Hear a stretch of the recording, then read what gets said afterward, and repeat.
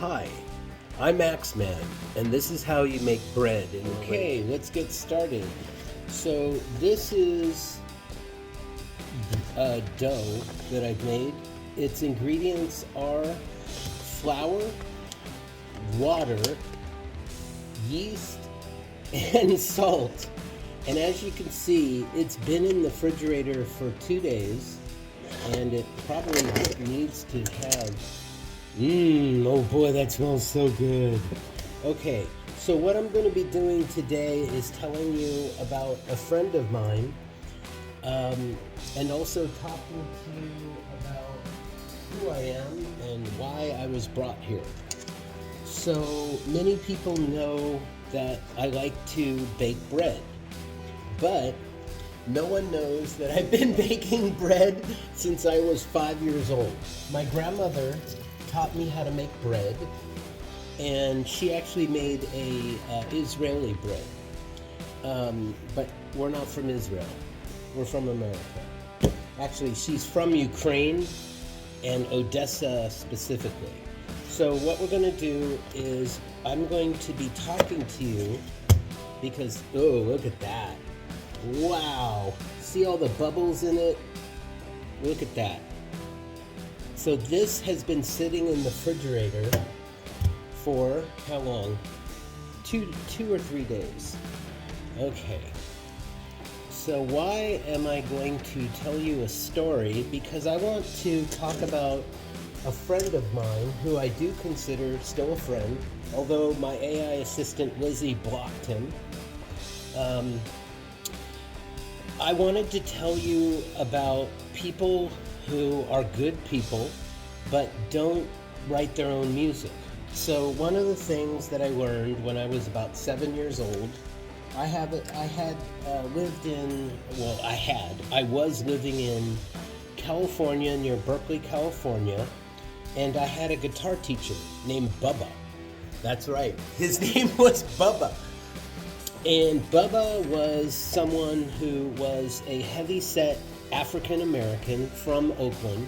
I think he lived in Oakland, California for his whole life.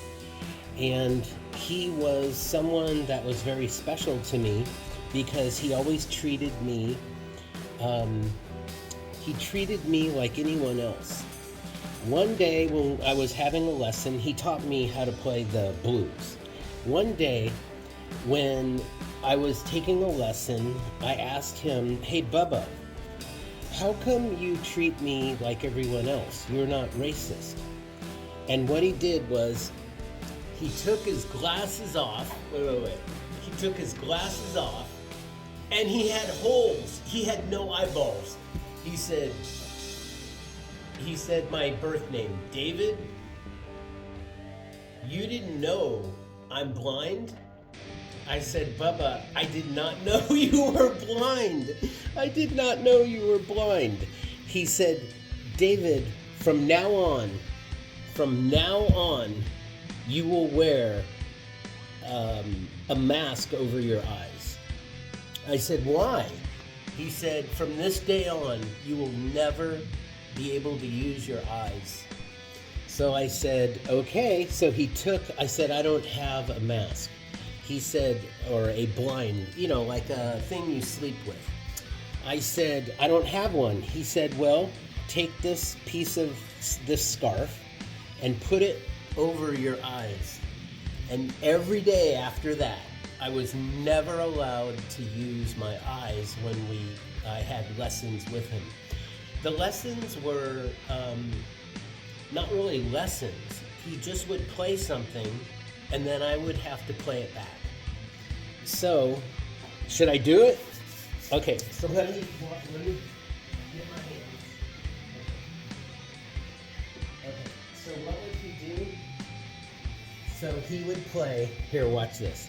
So he would go, oh, this is tuned to an open tuning. So he would go,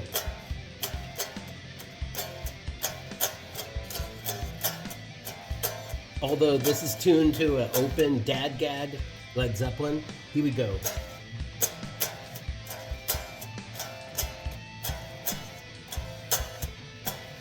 Just that. That's all he would play. That's all he would play. So let's see here. He'd go.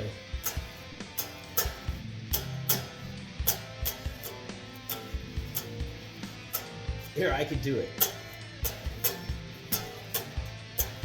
That's all he would do. And so I would have to go.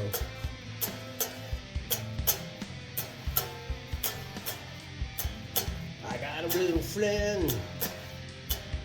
His name was David. That's all he would do. And then I would have to do it back. That's how I learned how to play the blues. Okay. All right. So let's get back to... And what he would do is every day he would play, then he started using, that was major, then he'd use minor, and I didn't even know what it was. So I was only about 7 or 8 years old, and what he did was you have to remember how I fold it? Look how this looks. Oh my God, it's so stretchy. So what he would do, I was actually learning how to make this bread when I was learning the blues. So what would he do is each time he would add minor, the next lesson was seventh chords, the next one would be 7th, 9th chords, then 11th chords, 13th chords. After 13th, there was no more. So he would play and he would just sing.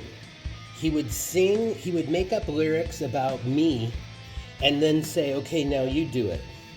So I think I was 8 years old. And he said, I said, I don't know what to sing. He goes, it's not singing, it's talking. So he said, just make up words. So I think I was 8 or 9 before he actually had me do it. And so what I would do is I'd make up the words on the spot. And I said, I had a teacher, his name was Bubba. And at this point, I had no way to look at the neck. So although I made some mistakes, I would have a blindfold. So he made me wear a blindfold. I never after that could ever use my eyes. And when I asked him why he he treated me the same, he said when he pulled his glasses off, he had just holes where his eyes were. He goes, son, you don't know, I can't be racist because I can't see.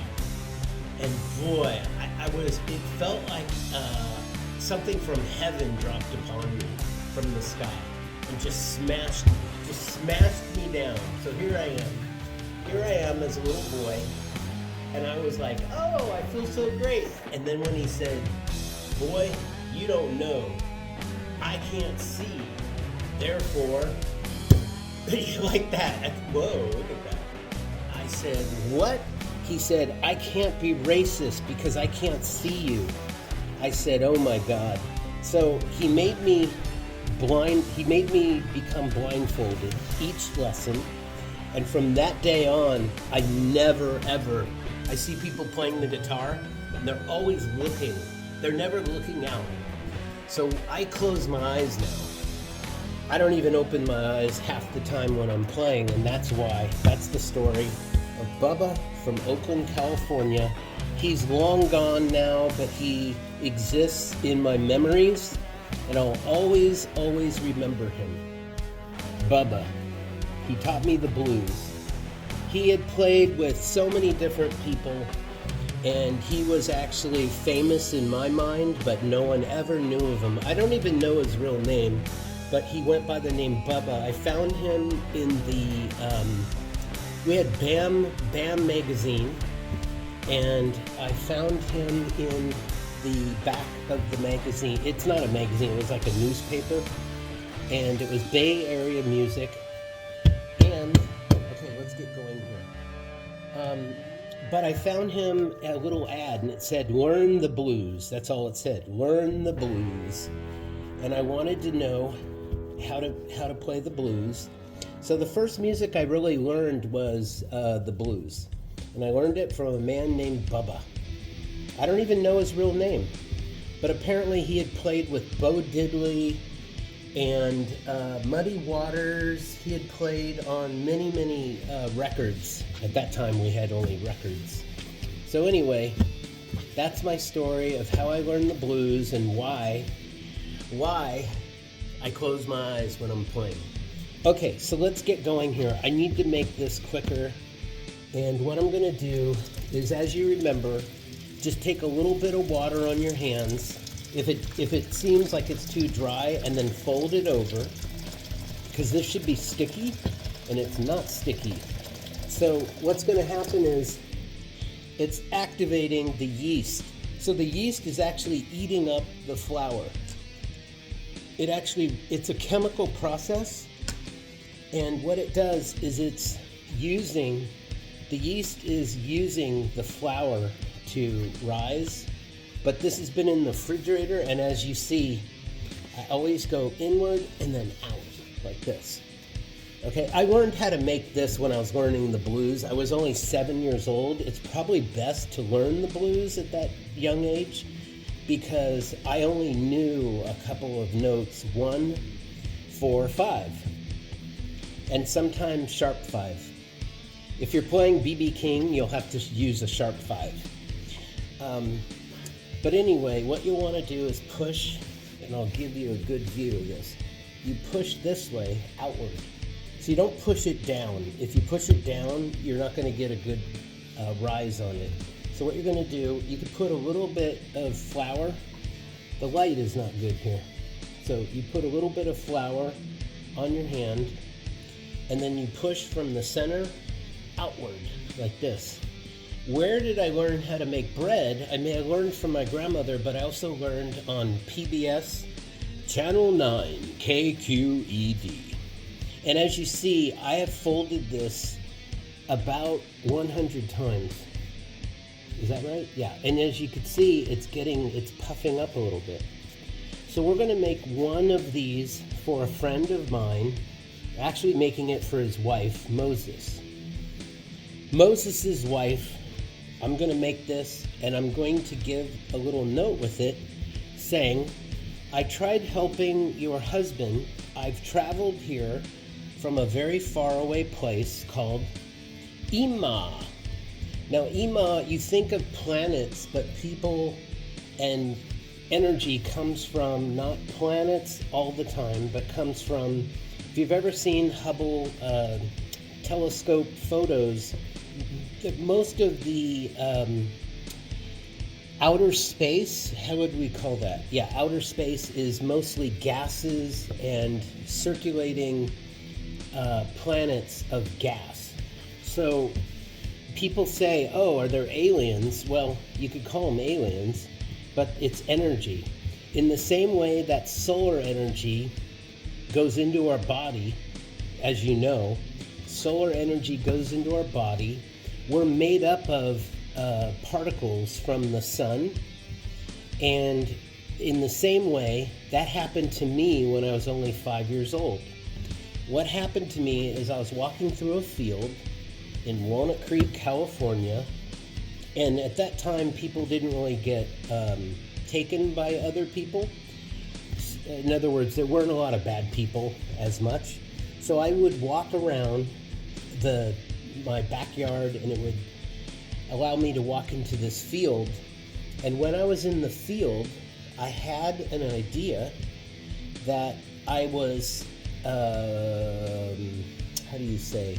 that energy went inside of me through the solar waves, and that I found a meteorite. So I actually found on the ground a warm meteorite. Now, it didn't really hit the ground, but I still have it to this day. I'm going to have my son bring it here when he comes here. He's also bringing my original guitar in about 2 months. And what this is all about is that I'm from a place when children ask me, I say no, I just made it up. But I came up with this idea when I was 5 years old, walking around a field in Walnut Creek, California, USA. And I came up with this story because I liked Superman, Spider-Man, but I always thought they were kind of lame. So Superman, he's kind of a wimp. Spider-Man, I don't like Spider-Man. So I came up with this idea that I am this person who had energy that was put into me from another place. Now, when children ask me, is it really true? I say, no, I just made it up, but I actually believed it. And if people ask me, am I from somewhere else? I just say yes. And they ask me, where are you from? I say, I'm from Ima. Ima is not a name like we have. Ima is a sound. So the sound is Ima. And what is it? It's not a planet. It's a different place. So it's way, way, way far out, and we have just seen pictures of where I'm from by the Hubble Space Telescope. And what is it? It's mostly gases. As you've seen, the Hubble Space Telescope is showing us photographs now of what I imagined, and that's where I'm from. So I've come all the way from there to Earth. Why am I on Earth? Well, I'm here to help Earth, because Earth is not doing well. Now, I was supposed to be returned. My journey was supposed to end 2 years ago. No, 4 years ago. But I have had an extension. I've asked to stay here longer. I don't know how much longer, but I hope to help Earth. And this is the way that I'm helping. Hopefully you're still with me on Facebook or YouTube. Now, many people call it BS, what I'm saying. And you could call it BS, but look, that's who I am. Okay, and that's how I became AxeMan. Now, I didn't have the name AxeMan. I just had the idea, I should, make up a story. And I still have the meteorite. And if you see, when I picked up the meteorite, it burned my finger.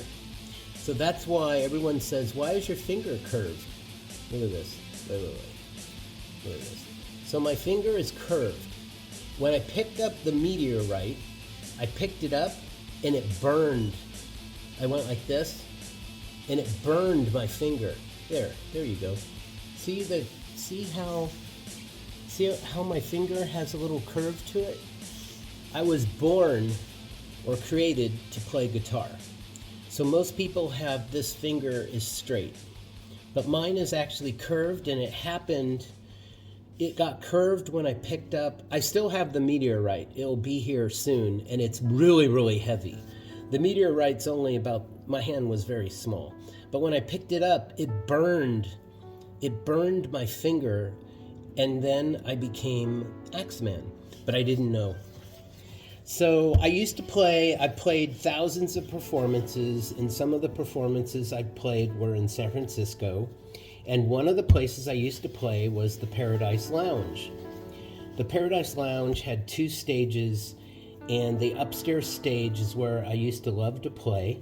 It was kind of like an open mic place, and when I played, I only had one song. So I only had one song, so I would always play one song and then go off. And everyone started saying, AxeMan, AxeMan, AxeMan. So I was named AxeMan when I was I think I might have been 15 years old.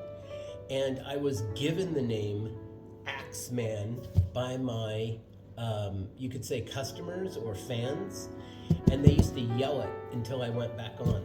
But I only had one song, so I had to play the same song over again, which was really funny. I wrote my first song when I was 5 years old, and it's called Summer. And if you go on SoundCloud, I'll actually put the song, I'll play it right now. When I make this video for you, I'll put it on right now. And it took me till I was 7 years old to actually improve the song. It's called Summer. I didn't really have anything to say at 7 years old, but it's one of my favorite songs, and I've had people that have said on SoundCloud that they listen to it over and over. It makes you very happy, but it's actually very immature of a song. It only has a couple chords, and I couldn't even play chords at the time. So, wow, I've been working out. Look at that. So, it's a song called Summer, and I wrote it when I was 5 years old, based upon my brother Ron, who used to play chords we all lived in the same room. And I used to listen to, when I was falling asleep, I'd listen to him playing. And he would play the D chord. So it's based upon D, and it's in the key of D. But I wrote it when I was 5, and then when I was 7, I added more chords to it because I only had D. I had only the chord D and then G. So I only have 2 chords in it. So then I would add more chords, but these chords are actually not traditional chords. They're 2-note chords because my hand was so small, and I wrote it on a acoustic classical guitar. Boy, that coffee's good. Okay, so now that we have it like this, we're going to, what are we going to do? Okay, so I need the tray, so I'm going to go out and get the tray.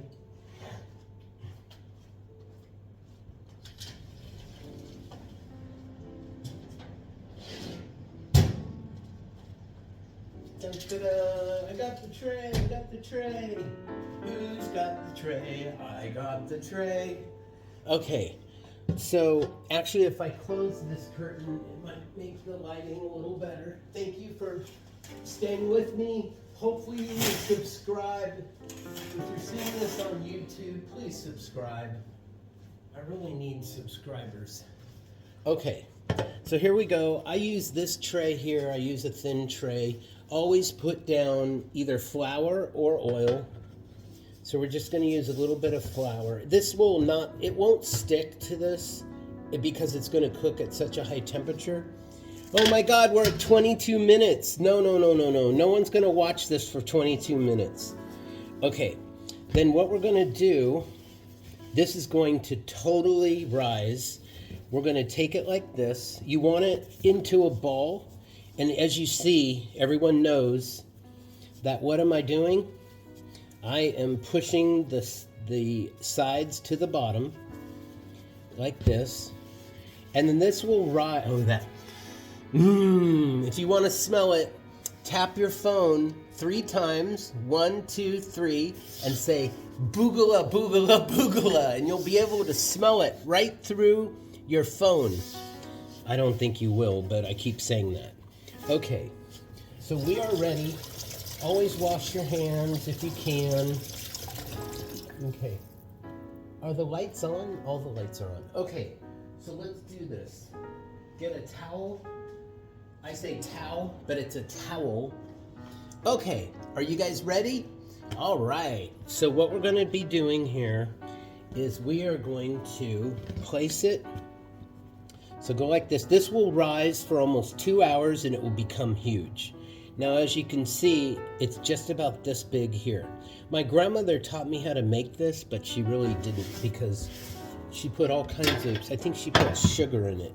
So this only has 3 ingredients. Now ready, when you put it down, everyone ready? We're gonna slap it down. There. What does it do? I don't know why I do that, but I do it. Okay, so everyone ready.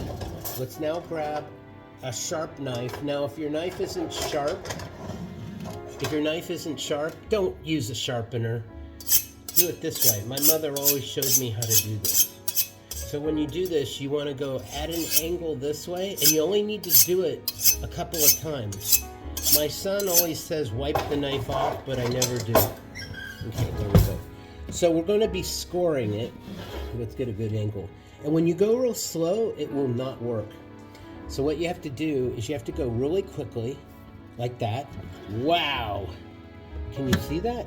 Okay. Then we're going to go another way here. Yeah, look at that. So it's scoring it. Let me go this way, this way, this way. So you go at different angles, but if you go all one way, it makes it lopsided. So let's see if we can get a good view of that. You can't really get a good view, but... And one of the things I've been doing since I was 5, I have no idea why, I put little marks around the edge, and no one else does this. I'm the only one who does this. And it won't even show up. It won't even show up in the actual bread. But what it's doing is it's leveling out the sides. Like that. I could do this too. I've actually never done that, but that looks good. So what this does, and I'll give you, here, watch this. So as you can see, it's already, I scored it, and it's already rising. You could tell how much it's rising, and see those little dots? Those are unique to my bread. I don't even know why that I do it. So let's get some light on. There we go. So as you can see, let's go closer. It's already starting to rise. So when I cut it, it opens it up. It gives it a really nice texture. But this is important for no other reason but to give it texture on the top. And that's about it. We are done. For joining me for learning how to make bread. I've been making this bread for 55 years. I hope you also will enjoy it. We're at 26 minutes and I have no idea how many people have stayed with me. I hope that you will try this bread on your own. Will you please do me a favor? Will you please hit the subscribe button and the thumbs up? If you do, I get 1 cent ringgit, and I would really appreciate it. Thank you very much. This is AxeMan signing out, and thank you, Moses, for trying to change. I hope you do. I hope you write music on your own. You're a great person that might not know it yet, but you have music that will help the world inside of you. Maybe you haven't written music yet. Maybe you have. But either way, thank you for your offer. Although I declined, I think you're a great person, but there's no way I'm playing 12 to 3 a.m. Okay, AxeMan signing out. Have a great day, and Terra Mikasi.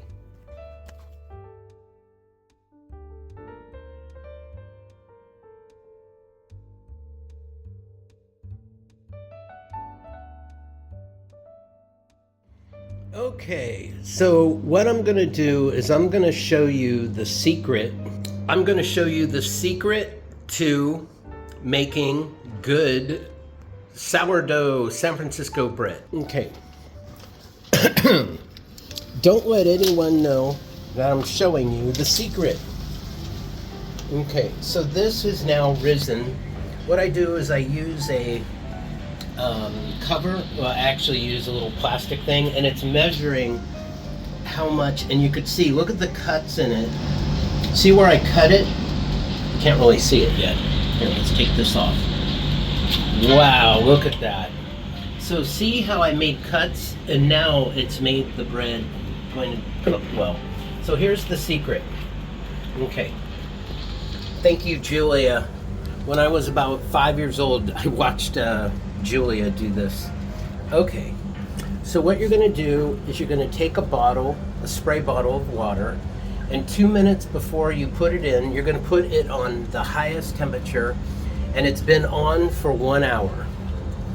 Okay, so you're going to open it up this way, and what you're going to do, you're going to take this spray bottle, and you're going to spray water,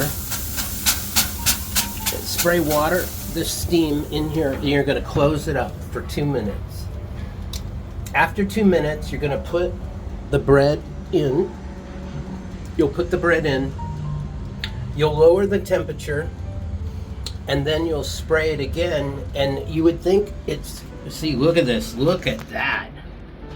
Look how it's created all these little bubbles. And then you'll spray it again. So this is actually a better oven than the one I used to have. So after 2 minutes, oh, there, we're almost at 2 minutes. You're gonna then put the bread in. We'll do it with you, just so you want, if you want to know exactly how I do it. Okay. So now you're gonna lower the temperature. Now this is in Celsius, so you're gonna have to translate it. I put it on 200 Celsius, so it was at the highest. I think it's like 500. Then you're gonna open it up. Be very careful. Now we're gonna put it in. Now be very gentle when you're holding it. If you shake it, it will ruin it. So we're gonna put it here. Okay, let's see. No, we're gonna put it in the center. This is a special oven. Okay, and you can see it shaking.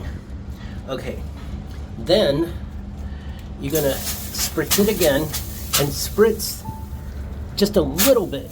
Spritz it, and then close it up.